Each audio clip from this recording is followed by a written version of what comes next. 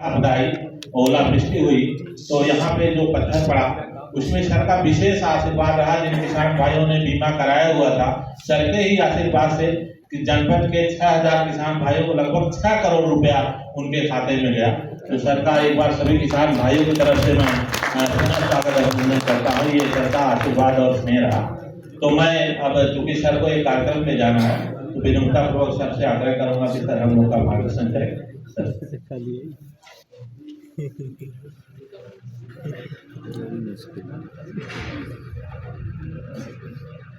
आज की इस मंडल स्तरीय कार्यशाला में हमारे बीच मौजूद हमारे जीडी साहब, जीडी कृषि साहब, कृषि विभाग के अन्य अधिकारीगण, एडीएजी, जिला कृषि अधिकारी, जिला horticulture officer, plant protection officer, हमारे भूमि संरक्षण अधिकारी और अन्य अगर नाम कोई छूट रहा है तो सभी हमारे जितने अधिकारीगण हैं, साथ ही साथ हमारे जितने काशी के एफपीओ से जुड़े उन्नतिशील कृषक और अन्य जनपदों जंतौली, जौनपुर और गाजीपुर से आए हमारे कृषक बंधु और एफपीओ से जुड़े हुए हमारे सभी सदस्य। जैसा कि आपको आज इस कार्यशाला में अलग अलग कृषि से जुड़े हुए, कृषि अपने आप में सिर्फ कृषि विभाग में, चाहे वो हॉर्टिकल्चर हो, चाहे वो आप अपना फ्लोरिकल्चर हो, चाहे एनिमल हस्बेंड्री हो, चाहे डेयरी हो, चाहे भूमि संरक्षण के कार्य हो, चाहे प्लांट प्रोटेक्शन के कार्य हो,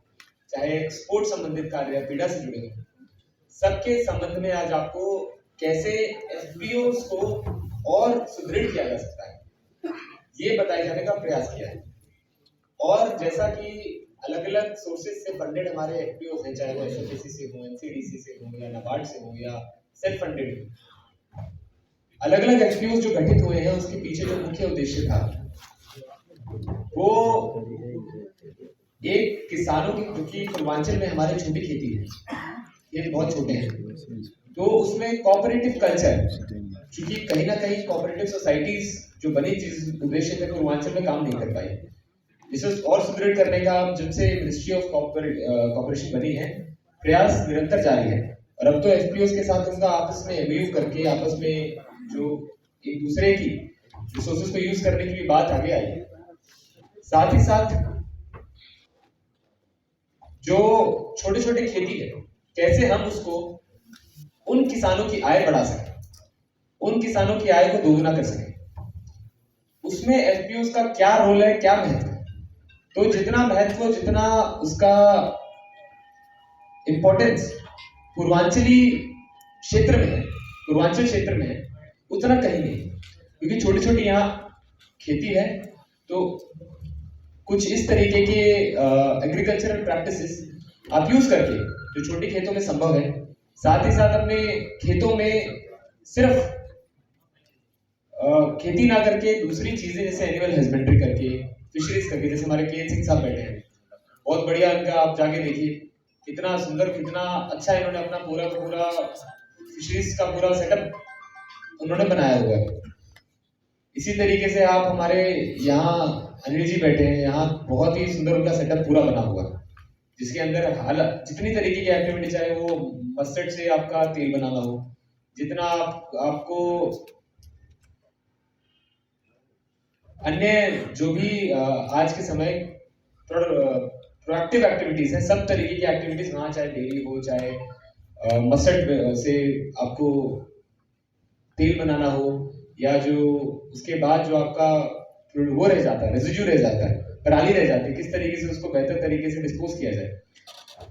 तो एक एक डिपार्टमेंट करके थोड़ी बात करेंगे। जैसे फिशरीज है, तो हम सिर्फ ये ना सोचें कि हम जो अपने ट्रेडिशनल प्रैक्टिसेस हैं उसको अपने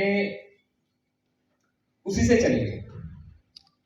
प्रधानमंत्री मत्स्य संपदा योजना है, मुख्यमंत्री मत्स्य संपदा योजना है, आपके जिलों के अंदर ही, जैसे हमने यहाँ अभी पर्ल फार्मिंग शुरू किया है, मोती की खेती, अभी तक तो एसएचजी से करा रहे हैं हम। उसके बाद जितने हमारे जो भी तालाब बने हैं, अमृत सरोवर बने हैं, प्रयास कर रहे हैं कि उसमें चाहे तो कोई भी महिला समूह या कोई भी एफपीओ समूह उसमें मोती पालन करना चाहे, उसमें कोई भी प्रोएक्टिव फिशरीज करना चाहे, सिंघाड़े की खेती करना चाहे, तो उसके लिए उसको निःशुल्क हम आवंटित कराते हैं।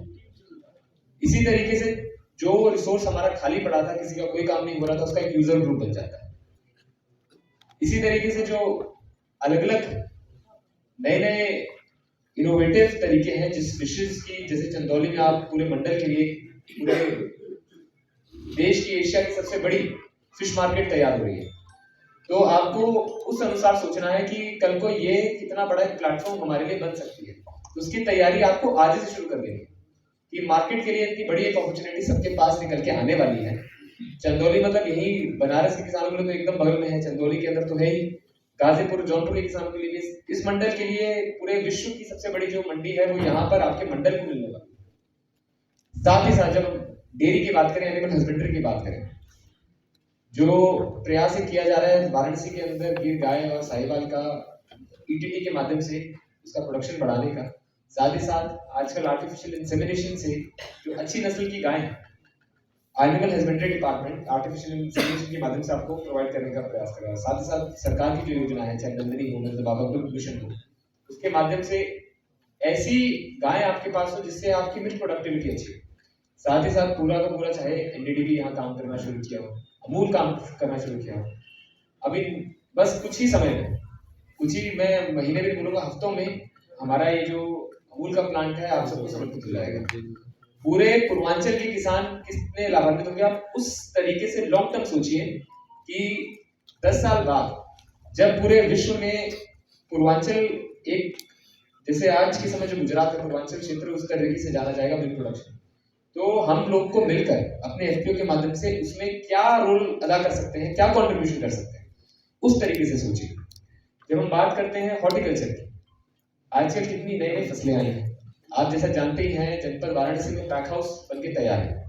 अब उस पैक हाउस को चलाने के लिए, यहाँ से एग्रीकल्चर एक्सपोर्ट बढ़ाने के लिए हम अलग अलग तरीके से अलग अलग योजनाएं बना रहे हैं। चाहे वो यहाँ से जो कार्गो जाता है उसमें ट्रांसशिपमेंट बॉन्ड के माध्यम से उसकी कैपेसिटी बढ़ानी हो, चाहे वो रेलवे के अंदर हम हर तरीके से हर प्लेटफॉर्म पे बात कर रहे हैं कि यहाँ पे जो एग्रीकल्चर एक्सपोर्ट जा रहा है उसकी कैपेसिटी हम कैसे बढ़ाएं। पैक हाउस हमारा सबको एक मार्केटिंग सपोर्ट देने के लिए तैयार है, पैकेजिंग सपोर्ट देने के लिए तैयार है, स्टोरेज सपोर्ट देने के लिए तैयार है। एफपीओस के माध्यम से हम उसको चलाने वाले हैं, उसकी पूरा एक प्लान तैयार किया जा रहा है। तो कैसे आज के समय में जो हमारी छोटी खेती है, तो धान चावल तो इतना प्रोडक्टिव संभव नहीं होता, सब्जियों की खेती एक, जैसे यहाँ से मिर्च जो जाती है पूरे साल में उसकी डिमांड रहती है और इतना मुनाफा वो दे रही है। यहाँ जो फ्रूट्स हैं वो इतने कई ऐसे ऐसे वैरायटी ऑफ फ्रूट्स यहाँ लग रहे हैं, मैं देख रहा हूँ, मतलब पूरे विश्व में कहीं नहीं, वो आपके बनारस में या आपके आसपास के क्षेत्रों में मिल रहे हैं। जीआई टैग जो यहाँ पर इतनी चीजों को मिला है उसकी मार्केटिंग के लिए प्रयास किए जा रहे हैं। तो किस तरीके से आप अपने खेतों में उस चीजों को लगाकर एक बेहतर प्रोडक्शन करके उसका मुनाफा ले सकते हैं। आजकल जैसे एक मैं ही देख रहा था, गुजरात के अंदर एक किसान है, वो चिया सीड्स होते हैं, बाराबंकी में भी है, चिया सीड्स होते हैं। आप किसी भी दिल्ली में जाएंगे, आप किसी मेट्रोपॉलिटन सिटी में जाएंगे, 2 से 2,500 किलो को बिकता है। ये जो आजकल वो डाइटरी हैबिट्स ऐसी बन गई हैं, बड़े बड़े जो फ्लैट्स में रहते हैं सब, ये सुबह अपने ब्रेकफास्ट में चिया सीड्स खाते हैं कि उससे वजन कम। तो कैसे उसके प्रोडक्शन से आप अपना मुनाफा कर सकते हैं, हमको उस तरीके से लॉन्ग टर्म सोचना है। सिर्फ ये नहीं सोचना है कि हमारे जिले में क्या डिमांड है या हमारे जिले में क्या चीज बिकती है। जैसे चिया सीड्स आप लगाते हैं, उसके फ्लावर होते हैं, उसके फ्लावर उसी सीजन समय होते हैं जब मधुमक्खियों का बीन सीजन होता है, जब वो अपना शहद बनाती है। तो आप दोनों तरीके से फायदा ले सकते हैं। वो सीड्स तो निकलेंगे, साथ ही साथ उससे जो नेक्टर निकलेगा वो आपकी मधुमक्खियों को उनके बनाने में प्रयास करेगा। अब एफपीओ है, अब आप बी कीपिंग के अंदर अगर जाते हैं तो जब उनका माइग्रेशन सीजन आएगा तब एफपीओ का रेलेवेंस आता है कि सारे लोग एक साथ मिलकर कैसे अपने जो बी बॉक्सेस हैं उसको माइग्रेट करके ऐसी जगह पर ले जाएं जहां पर उस समय जैसे या तो लीची की खेती हो रही हो या किसी और चीज की खेती हो रही हो, कि वो तब तक वो किसी तरीके से अपने नेक्टर के एब्सेंस में मर ना जाए। तो एफपीओ की महत्वता वहां आती है जहां हजारों ऐसी चीजें हैं जहां किसान अकेले से नहीं कर सकता है, जो उसको लिमिट करती है, वो तब तक आप नहीं कर पाएंगे।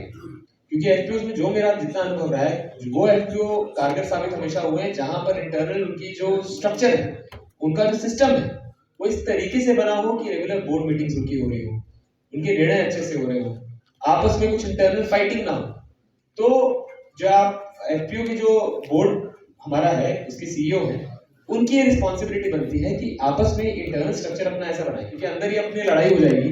तो जैसे बोलते हैं ना, ये कोई अलग कॉन्सेप्ट नहीं है, किसी भी सिस्टम में अगर लड़ाइयाँ होंगी, उनके अंदर डिस्प्यूट्स होंगे, वो कहीं सा भी नहीं हो सकता है। चाहे वो परिवार हो, परिवार के अंदर अपनी लड़ाई होगी, कौन आदमी बड़ा बन सकता है?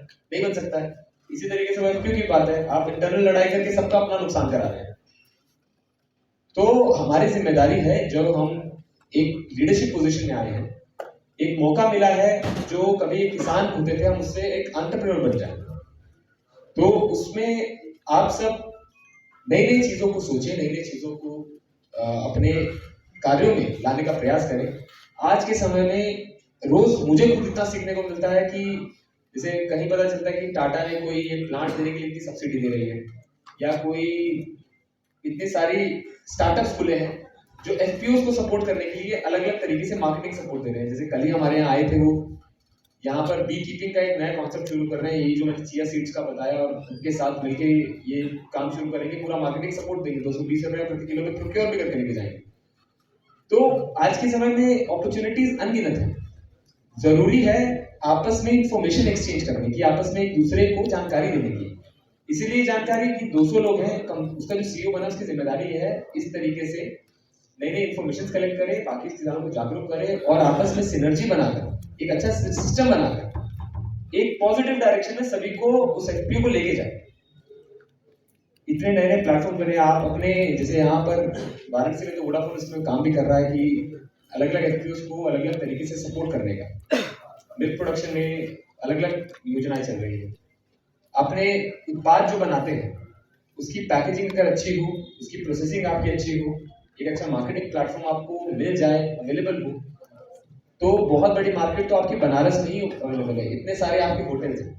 आज के समय जैसे मिलेट्स का कार्यक्रम चल रहा है, अलग अलग कार्यशाला आपकी हो रही होगी, सीड आपको अवेलेबल हो गए, तो मिलेट्स तो आपने बना दिए, अगर उसको आप बेच भी देंगे, पर अगर आप उससे आप सोचें कि इसके जो पिज्जा बेसिस बनते हैं, इसके जो ब्रेड बनता है, अगर आप उस डायरेक्शन में जाने लगे, इसकी जो कुकीज बनती है, तो जितने सारे हमारे चाहे ताज होटल हो, चाहे रेडिसन हो, चाहे रमाडा हो, चाहे कितने सारे न जाने हजारों यहाँ 4 स्टार 5 स्टार होटल्स हैं, इतने टूरिस्ट आते हैं, एयरपोर्ट पे आप अपनी एक शॉप ले सकें, आप अपने यहाँ पर होटल्स में अपने लिंक सेट कर सकें, तो इसमें क्योंकि प्रशासन की तरफ से एक डायरेक्शन और एक सपोर्ट दिया जा सकता है, बट छोटी छोटी चीजें तो ये तो आपको एज एन एंटरप्रेन्योर करनी पड़ेगी। कोई भी धंधा सरकार के 100% सपोर्ट से नहीं बनता है। आपको एक गाइडेंस मिल सकती है, बट जब तक आप अपने अंदर वो रिस्क टेकिंग कैपेसिटी नहीं लाएंगे, अपने अंदर वो आप एक स्पिरिट नहीं लाएंगे कि हमें अपने काम कैसे करना है, तो वो चीज कभी परमानेंट नहीं हो पाएगी। तो आपको अपने अंदर वो जुनून लाना है, वो जज्बा लाना है कि ये आपका काम है, ये मेरा बिजनेस है, इसको मुझे बड़ा करना है। इसको ये नहीं देखना है कि सरकार मुझे क्या दे सकती है, हम अपने किसानों को क्या दे सकते हैं, ये आपको सोचना है। तो बहुत सारे एफपीओ हैं जिन्होंने बहुत ही शानदार काम किया है, और बहुत सारे ऐसे एफपीओ हैं जो अभी बहुत इनिशियल स्टेज पे हैं, अपनी कार्य योजनाएं बना रहे हैं, अभी बहुत ही लिमिटेड एक्टिविटीज में हैं। तो इसके अंदर अनलिमिटेड स्कोप है आपके पास। एक ऐसा ही क्षेत्र है जहां पर जो स्कोप मुझे सबसे ज्यादा दिखता है कि किसी भी डिपार्टमेंट में काम करने का, वो यही डिपार्टमेंट है और यही एरिया है। तो आप सब ये जरूरी है इन सभी नई चीजों से जुड़े। एक जैसे अभी रिसेंटली मैंने देखा कि यहाँ पर आपस में एफपीओ ने अपना टाइप कर लिया कि कोई नमक कहीं बना रहा है, कोई मिलेट्स कहीं बना रहा है, डिमांड उसकी हर जगह है, तो एक दूसरे को अपना सामान दे देते हैं। जैसे किसी ने बनाया, उसकी प्रोडक्शन कॉस्ट बनी 40 रुपया, मार्केट में वही चीज वो 150 रुपए की बेचेगा, दूसरे एफपीओ को वो 90 का बेच सकता है कि नहीं? तो दोनों का फायदा इससे हुआ। तो इस तरीके से भी आप अपने एटलीस्ट मंडल के अंदर आप जो चीजें बना रहे हैं, बनारस आपको एक मार्केट अच्छी देता है। शायद वो चीजें जौनपुर में या गाजीपुर में बेचना इतना आसान ना हो, बट बनारस चूंकि शहरी एरिया है, यहाँ मार्केट्स हैं, इतनी सारी आपकी रेजिडेंशियल सोसाइटीज हैं, फ्लैट्स हैं, बड़ी बड़ी बिल्डिंग्स हैं, तो इसमें हमने एक प्रयास भी किया था कि गाड़ी जाती है और उसको देती है। तो इस तरीके से आप भी अपने प्रोडक्ट्स को यहाँ के एफपीओ के माध्यम से मार्केट करने का प्रयास कर सकते हैं। और सिमिलरली यहाँ के एफपीओ अपने जौनपुर के एफपीओ की मदद ले सकते हैं, गाजीपुर के एफपीओ की मदद ले सकते हैं अपने रॉ मटेरियल की प्रोक्योरमेंट के लिए। तो जब तक आप अपने बिजनेस को इन डायरेक्शन में नहीं देखेंगे तो फिर वही हमारा जो बोलते हैं ना कि इनकम डबल करने का उद्देश्य या हमारी एंटरप्रेन्योरशिप में आने का उद्देश्य वो पूरा नहीं हो पाएगा। तो इसीलिए इन तरीके की कार्यशालाओं का एक महत्व है ताकि हम लोग आपसे सीधा वार्ता कर सकें, नई नई योजनाओं से आप जुड़ सकें। पर अगर यहाँ से आप जाएंगे और कुछ बदलाव नहीं आएगा तो फिर इन सबका कोई फायदा नहीं। तो जरूर यहाँ से कुछ प्रण लेके जाइएगा कि यहाँ से जो सीखे, आपने 40 चीज अगर सीखी, 50 चीज सीखी, तो 5 चीजें क्या अपने बिजनेस में आप जरूर अडॉप्ट करेंगे। इस संकल्प के साथ यहाँ से जाइएगा। और ये सबसे अनुरोध है कि अब यहाँ पर जो पूर्वांचल को हम एक्सपोर्ट हब बनाने का प्रयास कर रहे हैं, जिसमें गाजीपुर के बहुत अच्छे कंट्रीब्यूशन रह रहा है, जौनपुर का बहुत अच्छा कंट्रीब्यूशन है, चंदौली का बहुत अच्छा कंट्रीब्यूशन है, बट बहुत सारे एफपीओ अब इसमें नहीं जुड़े। तो इसमें जरूर अपने अंदर, और बहुत मुनाफेदार है, आप अपने एक्सपीरियंस जरूर एक्सपोर्ट की बताइएगा। तो जरूर इसके अंदर जो जो चेक्स हैं, जो जो आपको चीज़ों का ध्यान देना है वो बताया जाएगा। तो जरूर इस चीज़ों से आप जुड़िएगा ताकि जो हमारा कृषि प्रधान देश है, कृषि प्रधान उत्तर प्रदेश है, कृषि प्रधान पूर्वांचल क्षेत्र है, जब तक यहाँ के किसानों की उन्नति नहीं होगी तो हम नहीं मान सकते, चाहे कितने रोड बना ले, कितने ब्रिजेस बना ले, कितने हम बड़ी बड़ी बिल्डिंग बना ले, जब तक किसानों की उन्नति नहीं होगी हम नहीं मान सकते कि हमारे देश की उन्नति होगी या प्रदेश की उन्नति होगी या पूर्वांचल क्षेत्र की उन्नति होगी। तो आप की उन्नति से इस क्षेत्र की उन्नति है, इस प्रदेश की उन्नति है, उस देश की उन्नति। तो उसमें आप ही का सबसे बड़ा इंपॉर्टेंट रोल है। यहाँ से चीजें दी जा सकती हैं, बट वहां से अगर मन से उसको ली नहीं जाएंगी तो इस पूरे सिस्टम का, इस पूरी एक्सरसाइज का कोई फायदा नहीं। और जरूर आप अपने फीडबैक बताइएगा, जैसे वहां पर एनडीडीबी आप बता रहे थे कि पराग डेयरी में ये इश्यूज आ रहे हैं, तो जरूर ये ऐसी चीजें भी जरूरी है क्योंकि हमें अपने ऑफिस में बैठकर ये चीजें नहीं पता चल सकती। आप जब हमें बताएंगे तभी हमें पता चलेगी। तो जरूर ये सब फीडबैक्स को आप नोट करिएगा, एक बार आके हमको बताइएगा कि क्या फीडबैक इनके आए, और लिखित में कॉम्प्लाइंस भी मांगिएगा कि इस तरीके से इशू करें, आप बताइए उसके बारे में। तो आप सबको पुनः इस कार्यशाला के लिए पूरे डिपार्टमेंट को और पूरे सभी एफपीओस के हमारे कृषकों को बहुत बहुत बधाई। और आप सब यहाँ से कुछ आइडियाज साथ लेके जाएं, नए कुछ काम शुरू करें, यही हमारी कामना रहेगी, यही हमारे से उम्मीद रहेगी। इसी के साथ अपनी वाणी को विराम देंगे ताकि आप सब कार्यशाला में आगे बढ़ सकें। जय हिंद, जय भारत।